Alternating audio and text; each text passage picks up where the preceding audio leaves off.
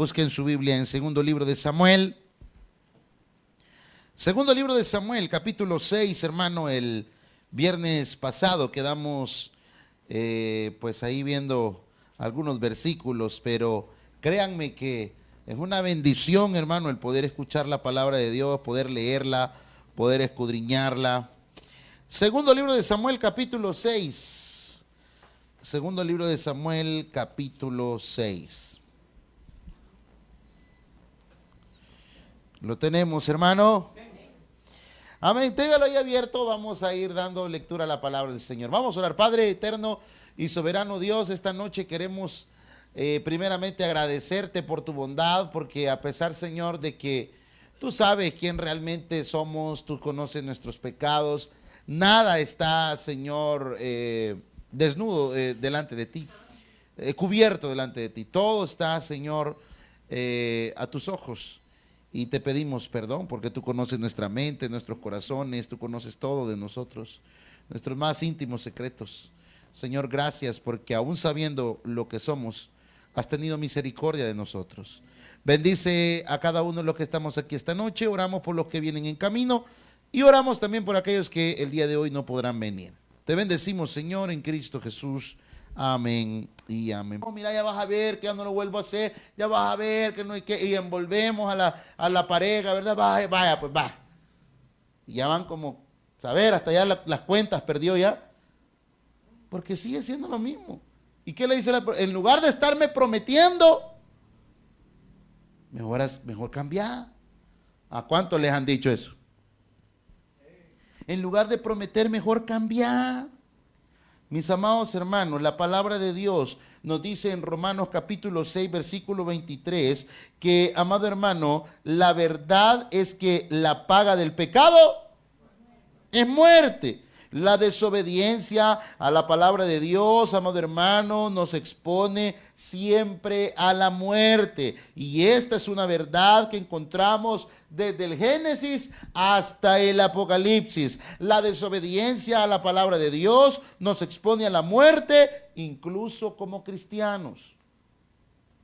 Y óigame, hermano, a lo que voy a decir. Aunque Dios, amado hermano, en Cristo nos ha perdonado, estamos seguros del perdón de Dios en nuestras vidas, y ya no vamos a enfrentar la muerte eterna en el infierno debido al pecado. Hermano, como regla general, moriremos físicamente.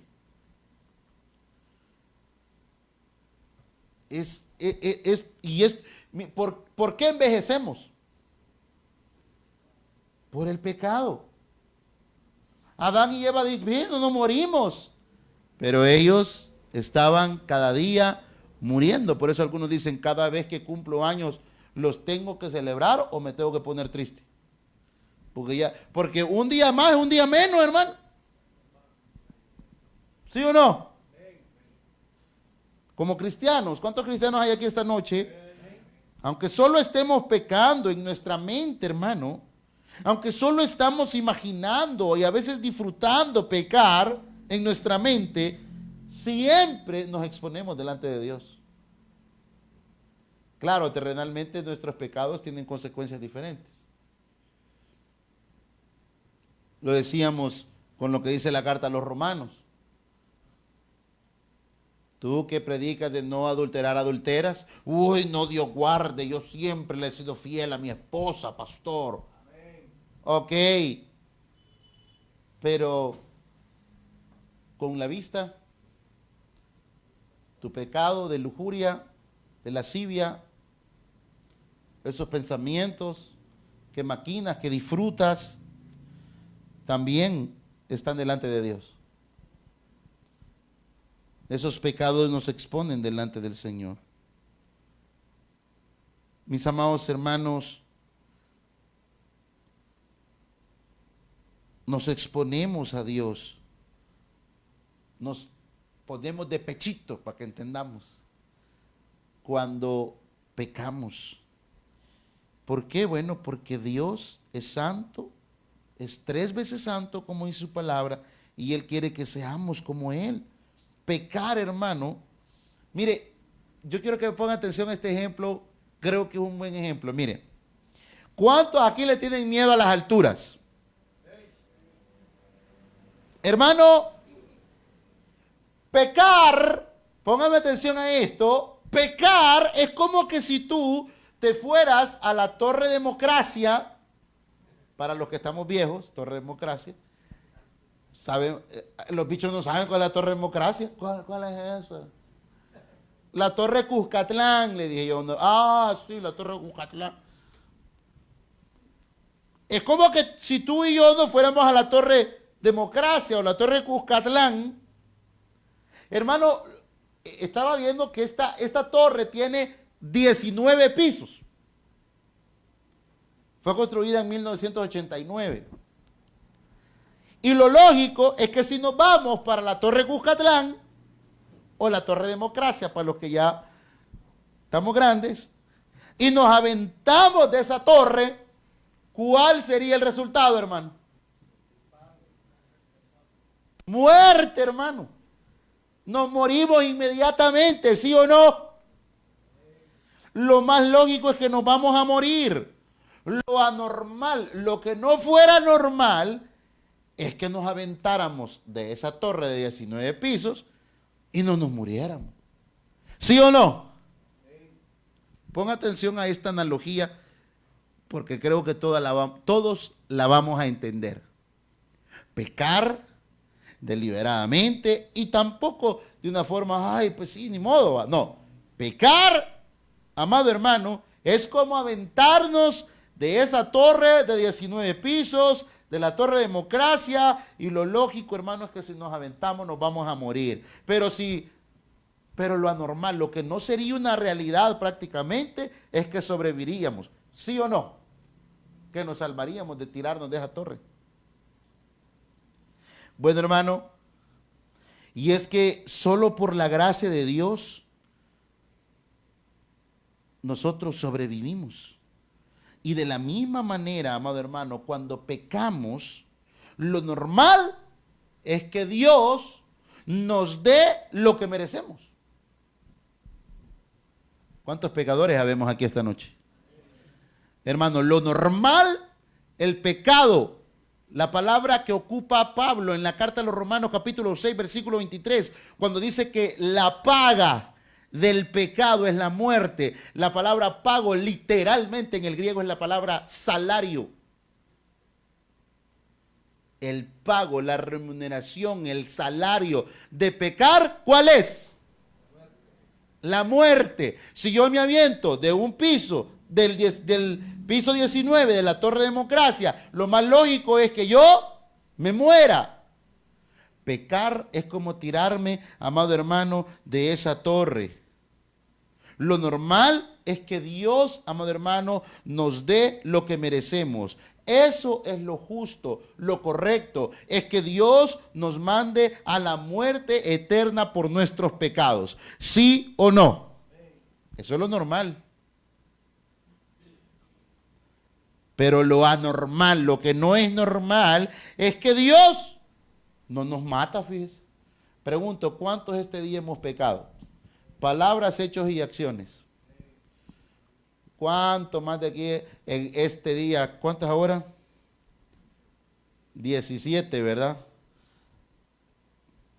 Hoy, 17 de abril del año 2026, ¿a cuántos se nos salieron unas palabrotas como de este tamaño? ¿A cuántos de los que estamos aquí se nos vinieron pensamientos pecaminosos? Nadie dice nada, hermano. Amén.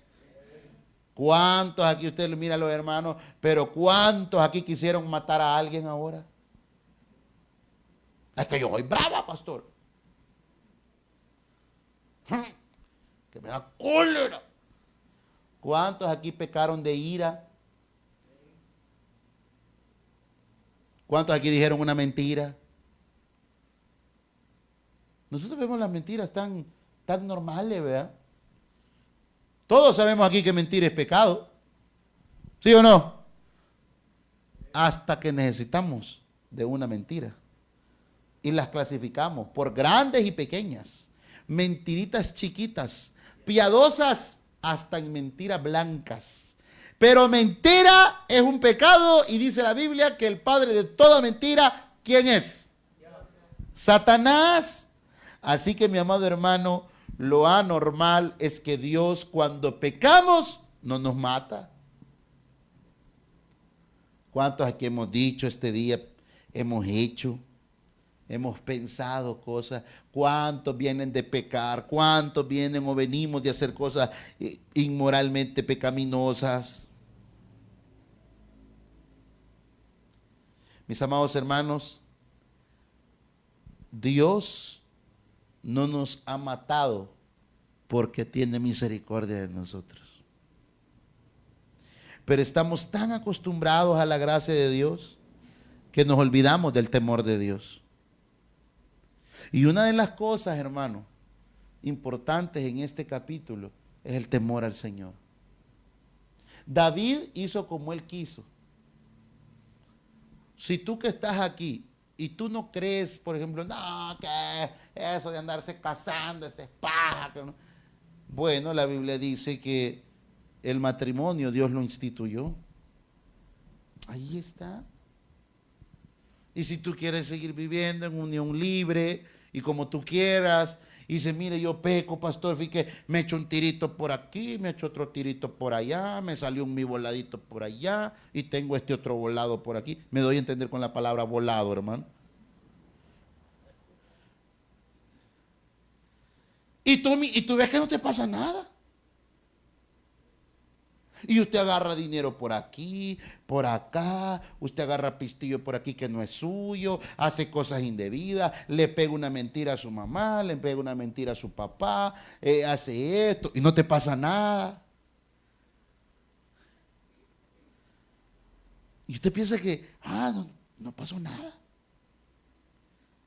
Mira, hermano, tarde o temprano tú vas a pagar cada uno de tus pecados.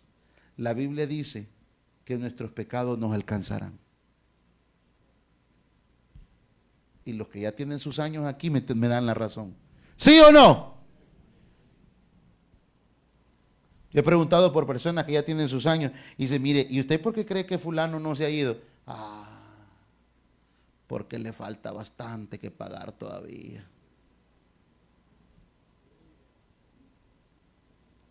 Estamos tan acostumbrados a la gracia de Dios que nos olvidamos del temor de Dios. Vivimos como queremos. Pensemos, hermanos, si cada vez que somos tentados a pecar, recordáramos que cuando pecamos nos jugamos literalmente la vida física, créame que no pecaríamos tanto. Voy a repetir esto. Si cada vez que vamos a pecar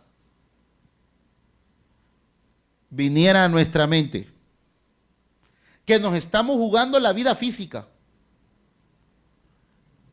morirnos aquí, nadie quiere morirse. La gente dice, no, yo no le tengo temor a la muerte, es cierto, pero tampoco nos queremos morir.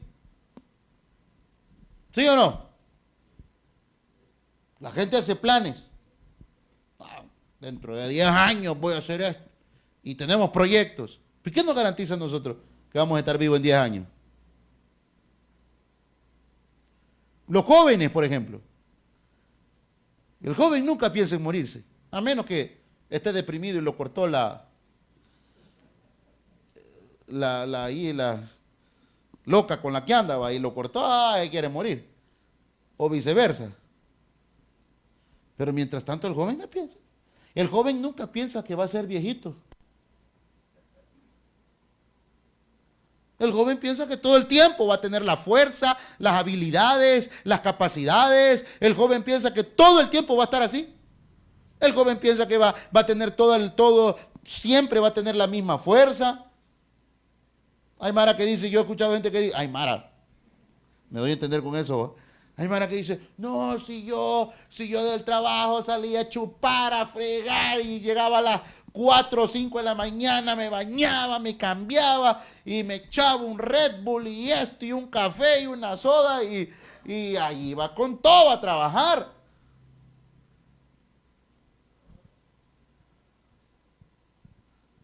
Yo molesto mucho al hermano Armando, tenemos una bonita amistad. Y yo lo molesto. Este viejito ya lo voy a agarrar. Y me dice, que me hubiera dicho así cuando estaba joven. Porque este viejo es malo, no vaya que es buena gente.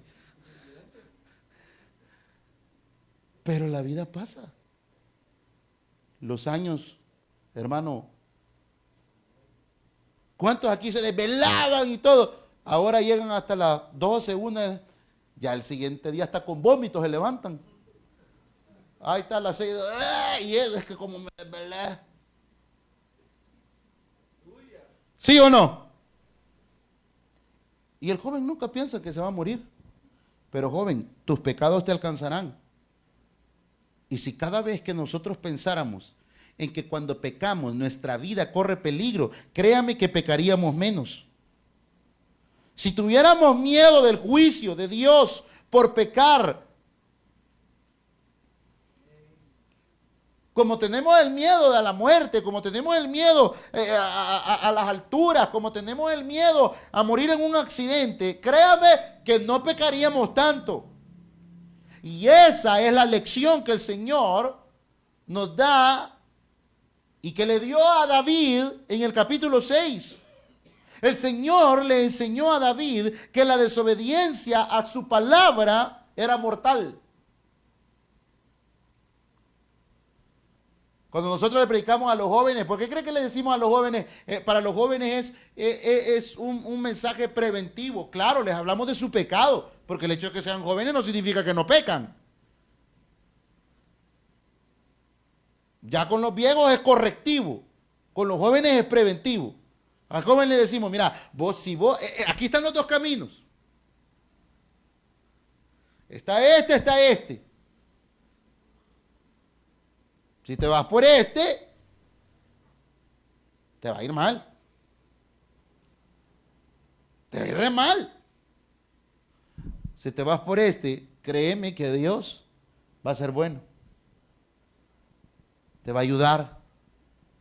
La palabra dice que el que habita, el que mora, el que está allí bajo la sombra del Omnipotente, el que está habitando, hermano, el que habita, el que está allí, el que vive allí, el que mora allí.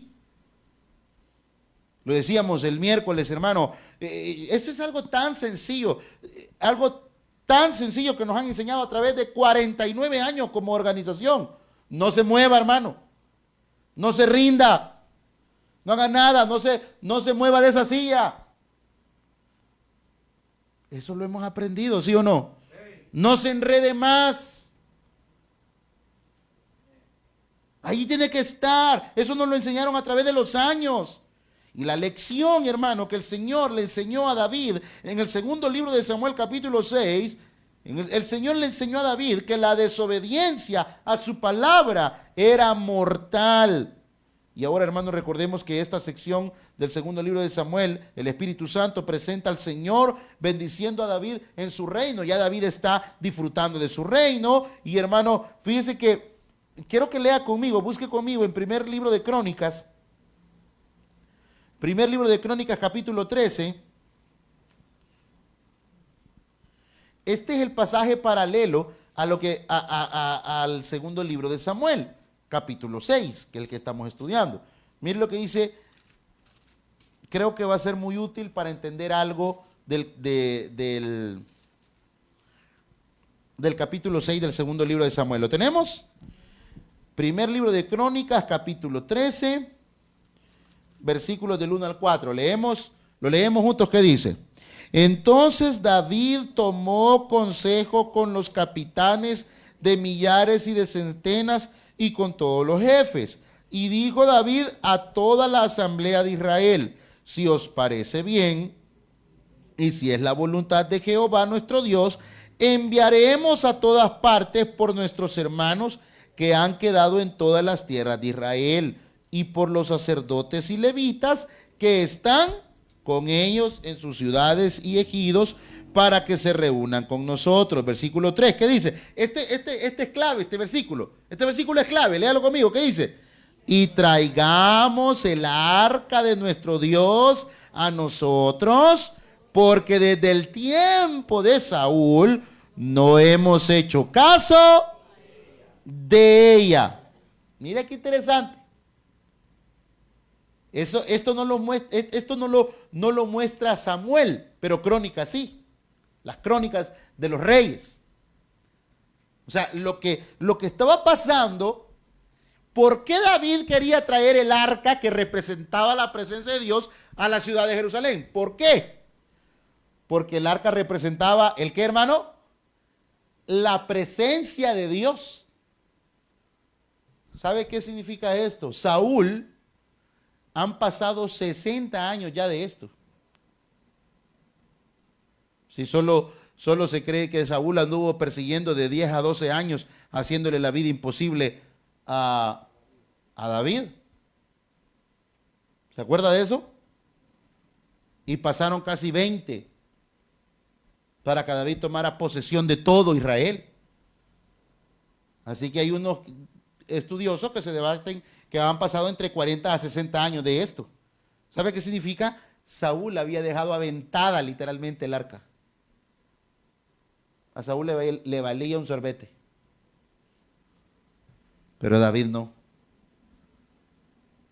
Y a pesar que David no hizo como Dios hizo,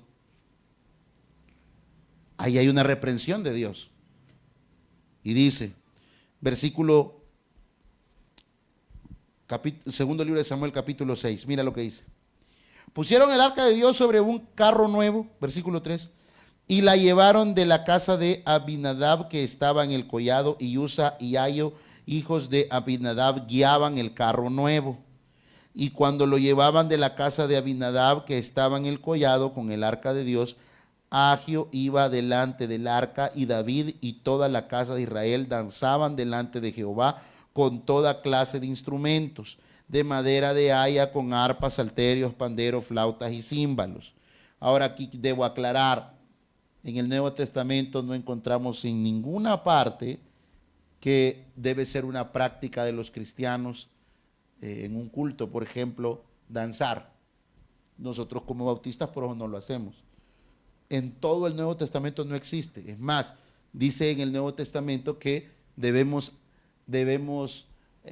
ministrarnos unos a otros con cánticos e himnos espirituales. Es algo que yo respeto mucho, pero que no comparto, ¿verdad? No encontramos de hecho Pablo en el Nuevo Testamento le dice a las iglesias que cada vez que cantemos y que oremos, debemos hacerlo con el entendimiento. Y también dice que debemos hacerlo ordenadamente. No encontramos un registro en el Nuevo Testamento que nos hable de danzas. Digo porque los hermanos de ahí se toman, me dicen, mire, pero David danzó, sí, pero no, aquí no hay un contexto de iglesia. Sigamos leyendo. No es el tema, no me quiero abondar ahí. Versículo 6. Cuando llegaron a la era de Nacón, Usa extendió su mano al arca de Dios y la sostuvo por los bueyes, porque los bueyes tropezaron. Y el furor de Jehová se encendió contra Usa y lo hirió allí Dios aquella temeridad y cayó allí muerto junto al arca de Dios. ¿Y por qué pasó esto? Por la consecuencia de que David no estaba haciendo las cosas como tenía que hacerlas. Tenía una buena intención, pero no lo estaba haciendo de la manera correcta. Y esto es una gran enseñanza para nosotros. Tú puedes estar con las mejores intenciones esta noche sentado aquí en este lugar, pero de la forma incorrecta. ¿Cómo así, pastor? Tú puedes estar con una buena intención, oyendo la palabra, pero sin el menor deseo de cambiar. Es que el cristiano hasta cuando peca, porque el hecho de ser cristiano no significa que no vamos a pecar. El problema es que muchos cristianos a veces abrazamos, arrullamos, besamos, nos amasamos con nuestro pecado. Nadie dice nada. Lo disfrutamos tanto. No, el cristiano hasta cuando peca debe estar consciente de que lo que está haciendo no está correcto. Hey, estoy mal. Esto no está correcto. Esto no está bien. Señor, ayúdame, yo soy débil. Señor, yo no puedo con esto, es mi debilidad, ayúdame. Pero si tu actitud es, démosle de todos modos ayer, El domingo voy a llegar al culto en la mañana, ahí pido perdón. No, esa es otra onda. El cristiano peca, pero sabe, hasta cuando peca, sabe que está ofendiendo a su Dios. Y tiene temor de eso. ¿Está conmigo, hermano? Mire lo que dice. Cuando llegaron a la era de Nacón, extendió la mano, dice, versículo 7, y el furor de Jehová se encendió contra Usa y lo hirió allí y cayó allí muerto junto al arca de Dios. Esta fue la situación, fue una situación muy seria. El arca estaba en el carro y los bueyes estaban volcando el arca y Usa trató entonces de sostenerla, pero el Señor lo hirió de muerte. Y alguien dirá, quizá este fue un castigo extremo para una infracción tan pequeña. La muerte de Usa afectó tanto a David que hizo detener aquel camino y la dejó ahí en Obed-edom, en otro lugar. Y quiero que me pongan atención a esto. Cualquiera puede decir, pero ¿por qué Dios hizo eso? Hermano, es que eso es lo que nos merecemos cuando pecamos. Eso es lo que nos merecemos nosotros cuando pecamos. Cuando nosotros pecamos, hermano, cada vez que pecamos, la paga del pecado, el salario del pecado, ¿qué dice que es la Biblia? Es la muerte. ¿Y por qué no nos hemos muerto? Porque la gracia de Dios ha sido grande. ¿Cuántos aquí hace tiempo estuviéramos ya muertos, hermano?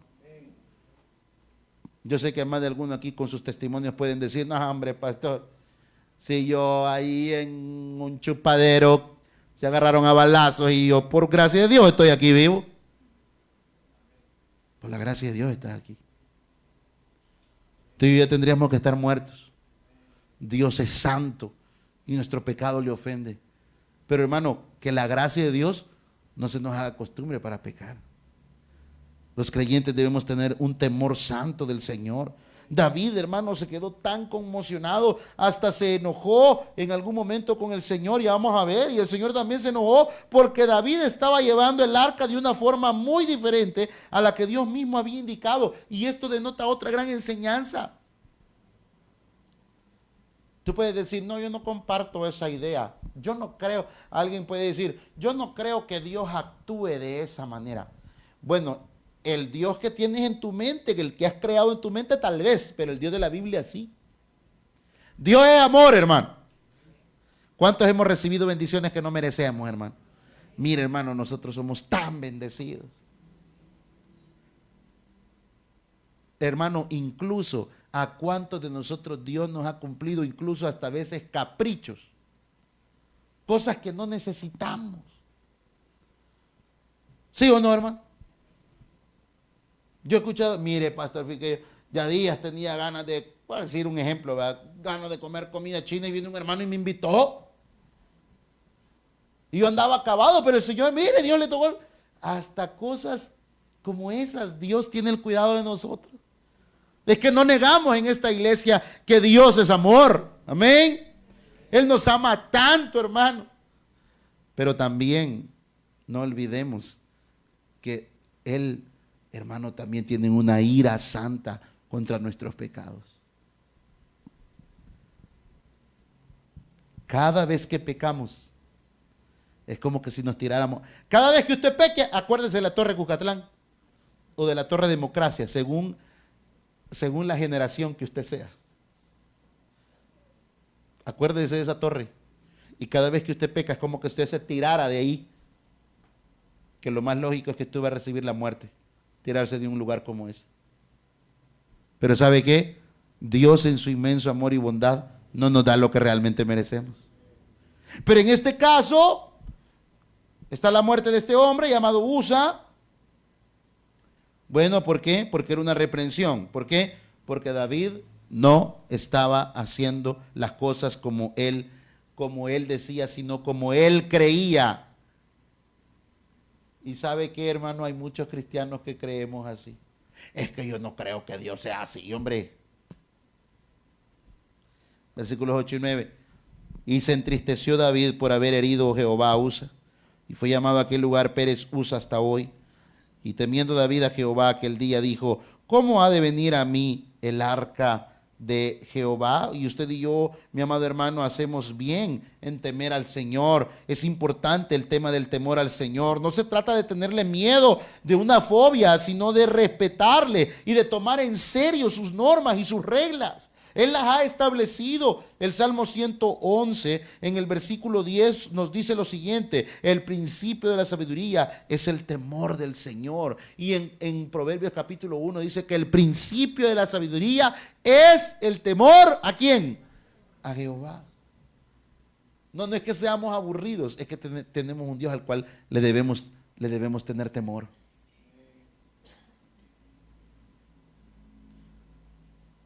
Muchos de nosotros necesitamos reconocer esto ahora.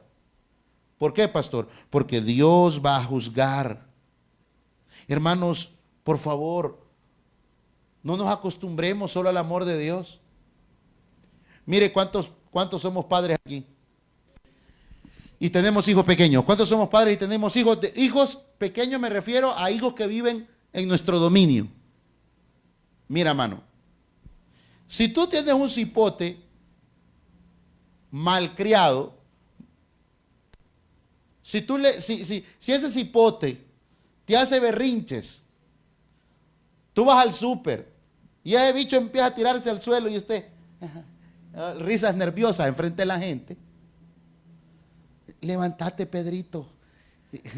Es que así es, levantate. Hermano, ese bicho va a hacer con usted lo que usted quiera. ¿Sabe que hay gente que deja de venir a las iglesias? Digo iglesias, no digo solo esta, en todas. Hay gente que dejan de congregarse porque los hijos no quieren venir. Qué cosa más espantosa. Qué cosa más espantosa. Nunca me vaya a decir eso, hermano, porque ya sabe mi respuesta. ¿Y por qué ha dejado? Invéntese otra paja si quiere, pero no me vaya a decir eso. No, es que fíjese que como a Pedrito, espero que nadie tenga hijos que llame Pedro, ¿verdad? Es que fíjese que Pedrito ya no le gustó porque la maestra de escuela bíblica. No. Usted está malcriando ese bicho.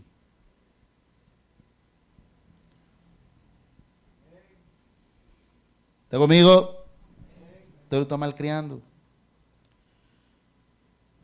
Hermanos, el día que usted se pare bonito como papá. Ay, y voy a aprovechar el ejemplo hoy que está el hermano Moisés aquí. Yo me acuerdo de algo. ¿Quién era el chillón? ¿Quién era el que chillaba en la escuela bíblica de los dos de ustedes? El Carlos, vea.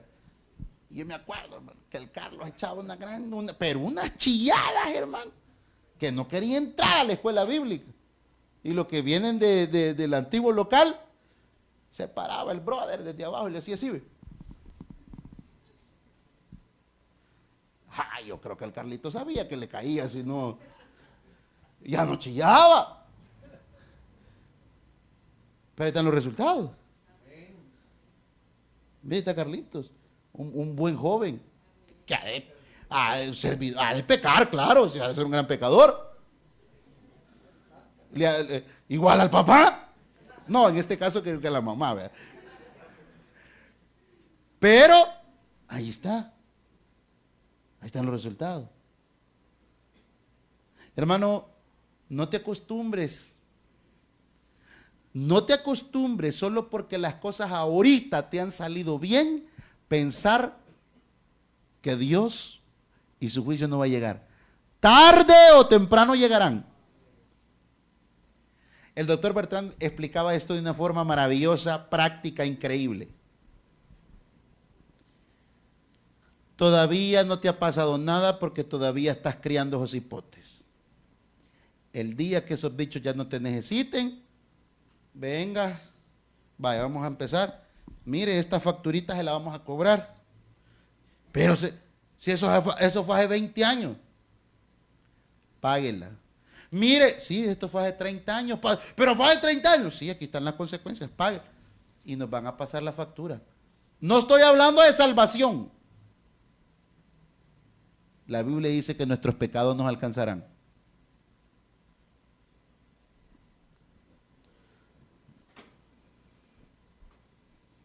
Claro que Dios es amor.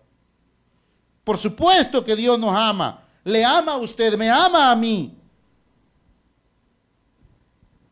Pero usted podría seguir viviendo en pecado y volverle la espalda a Dios y quedar perdido. Hermanos, no hay salida humana para esta situación, no hay otra alternativa. El Señor Jesucristo mismo lo dijo en el Evangelio de Juan, capítulo 14, versículo 6. Yo soy el camino, la verdad y la vida, y nadie viene al Padre si no es por mí. Jesucristo mismo dijo estas palabras, y por lo tanto, hermanos, son una verdad. Debemos considerar con respeto y seriedad que Él nos manda lo que tenemos que hacer. Hermano, yo no estoy aquí para juzgarlo, créame. Yo estoy, hermano, aquí para exponerle la palabra. Y vemos que David pasó las consecuencias. Fíjense que más adelante vamos a ver, David sufrió mucho con sus hijos. ¿Y sabe por qué sufrió mucho con sus hijos? Porque David nunca estorbó el pecado de sus hijos. En palabras salvadoreñas, David fue un alcahueta total. Le dejó pasar todas a sus hijos. Yo he escuchado padres o madres que dicen, ay, deja vivir la niña vos. Y algunos dicen, es que como la señora se mira en la hija y quiere que la hija viva lo que ella no vivió.